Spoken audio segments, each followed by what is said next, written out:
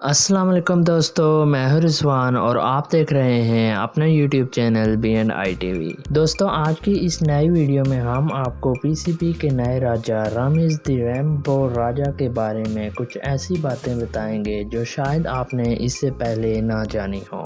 PCB के chairman बनने की इनमें क्या काबिलियत है, इनमें क्या खास है जो इमरान खान ने इनको पाकिस्तान क्रिकेट बोर्ड का चेयरमैन बना दिया, और इनके आने से पाकिस्तान की क्रिकेट में क्या बदलाव होने जा रहा है, इस पर भी हम बात करेंगे। और आपको ये भी बताएंगे कि इनके चेयरमैन बनते ही कौन कौन से खिलाड़ी कोचेज की होने वाली है छुट्टी और किन का फ्यूचर ब्राइट होने वाला है। तो ये सब जानने के लिए कहीं मत जाइएगा, वीडियो को एंड तक जरूर देखिएगा। तो चलो दोस्तों, शुरू करते हैं आज की ये वीडियो।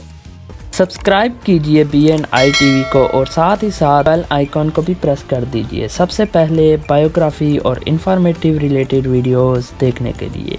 दोस्तों, रामीज़ द रेनबो राजा इस नाम का सफ़र तब शुरू हुआ जब 1962 में पाकिस्तान आज़ादी का जश्न मना रहा था। तब राजा फैमिली में एक नया राजा आया जिसका नाम रामीज़ हसन राजा रखा गया। दोस्तों, रामीज़ राजा की फैमिली इंडिया से बिलोंग करती है। जब इंडिया पाकिस्तान अलग नहीं हुए थे तब रामीज़ के वालिदैन इंडिया के शहर जयपुर में रहते थे, और फिर जब पाकिस्तान इंडिया अलग हुआ तो इनकी फैमिली पाकिस्तान के शहर फैसलाबाद में आ गई। और रामीज़ हसन राजा का जन्म भी 14 अगस्त 1962 को इसी शहर में हुआ। दोस्तों, रामीज़ राजा का ताल्लुक एक एजुकेटेड फैमिली से है। इनके वालिद मुल्तान के कमिश्नर थे और इनके बड़े भाई वसीम राजा भी एजुकेटेड होने के साथ साथ 1970 के सुपरस्टार क्रिकेटर भी थे, और रामीज़ राजा ने खुद भी MBA की डिग्री भी हासिल कर रखी है। रामीज़ राजा ने अपने क्रिकेट का आगाज 1978 से किया जब इन्होंने फर्स्ट क्लास में अपना डेब्यू किया।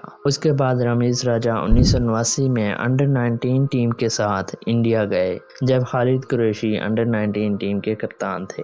उसके बाद इन्होंने 1980 में पाकिस्तान की क़यादत की जिसमें इन्होंने ऑस्ट्रेलिया अंडर 19 टीम के अगेंस्ट 162 रन किए। उसके बाद इनको 4 साल बाद पाकिस्तान की टीम में भी जगह मिल गई और इनको 1984 में इंग्लैंड के खिलाफ अपना टेस्ट डेब्यू करने का मौका मिला जिसमें इनकी कारकर्दगी बहुत मायूस कन रही। इन्होंने दोनों इनिंग्स में सिर्फ एक रन किया, पर यह भी आज के इमरान भट्ट की तरह बेहतरीन फील्डर थे। रामीज़ राजा ने 57 टेस्ट मैचेस खेले हैं जिसमें इन्होंने 31 की एवरेज और 2 सेंचुरियों के साथ 2833 रन किए हैं, और इन्होंने अपना ODI डेब्यू 1985 में न्यूजीलैंड के खिलाफ किया। और द रेनबो ने 198 ODI मैचेस खेले हैं जिसमें इन्होंने 32 की एवरेज, 9 सेंचुरीज और 31 50 के साथ 5841 रन किए हैं। दोस्तों, रामीज़ राजा 1992 के वर्ल्ड कप का भी हिस्सा थे। फिर इन्होंने 1997 में इंटरनेशनल क्रिकेट से रिटायरमेंट ले ली। रिटायरमेंट के बाद 2004 में द रामीज़ राजा PCB के चीफ एग्जीक्यूटिव बन गए, और फिर 2006 में रामीज़ हसन द रेनबो राजा बने voice of Pakistan, the commentator of Pakistan. इन्होंने पाकिस्तान को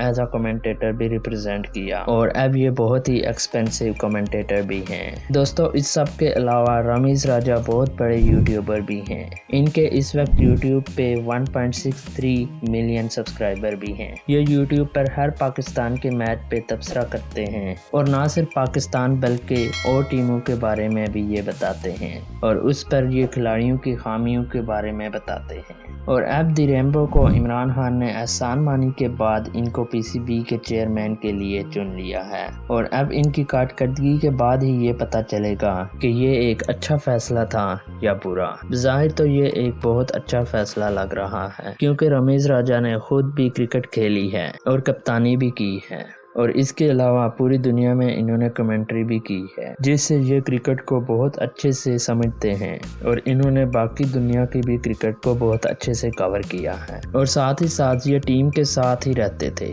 जिससे इनको हर खिलाड़ी की खामियों का पता है, जो हम उम्मीद करते हैं कि इनके आने के बाद बहुत बेहतरी होगी।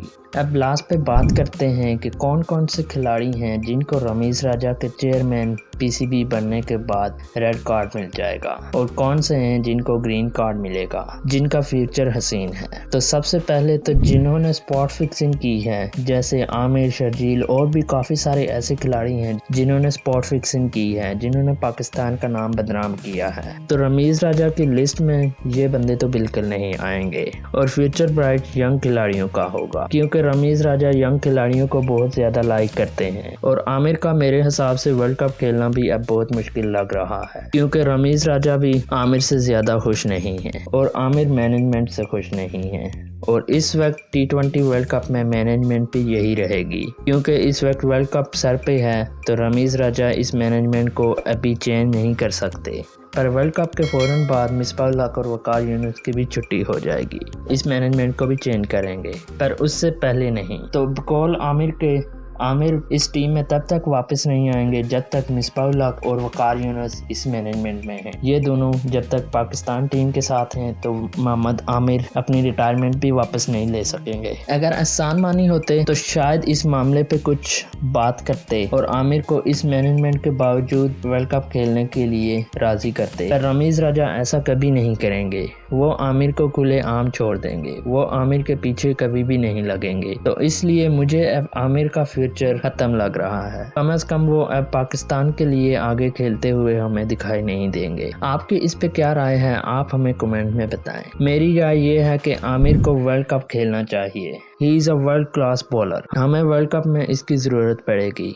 और रमीज़ राजा ने भी बाबर आजम को कह दिया कि तुमने जो टीम सेलेक्ट करनी है तुम सेलेक्ट करो। तो अब बाबर आजम शायद मोहम्मद आमिर को वापस ले आ भी सकते हैं, और ये अब हमें देखना होगा, कुछ ही दिन हमें इंतज़ार करना होगा, उसके बाद हमें पता लगेगा कि मोहम्मद आमिर आ रहे हैं या नहीं।